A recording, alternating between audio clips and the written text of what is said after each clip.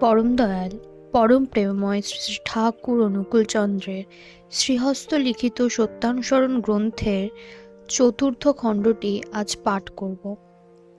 এই চতুর্থ খণ্ডটিতে ঠাকুর বলেছেন, সংকোচী দুঃখ আর প্রসারণী সুখ, যাতে হৃদয়ে দুর্বলতা আসে, ভয় আসে, তাতেই আনন্দের খাক্তি, আর তাই দুঃখ। চাওয়াটা না পাওয়াই দুঃখ। কিছু চেয়েও না, সব অবস্থায় রাজি থাকো।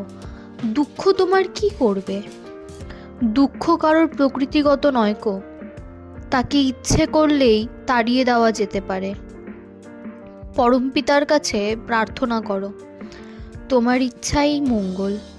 আমি জানি না কিসে আমার মঙ্গল হবে, আমার ভিতরে তোমার ইচ্ছাই পূর্ণ হোক, আর তার জন্যে তুমি রাজি থাকো, আনন্দে থাকবে।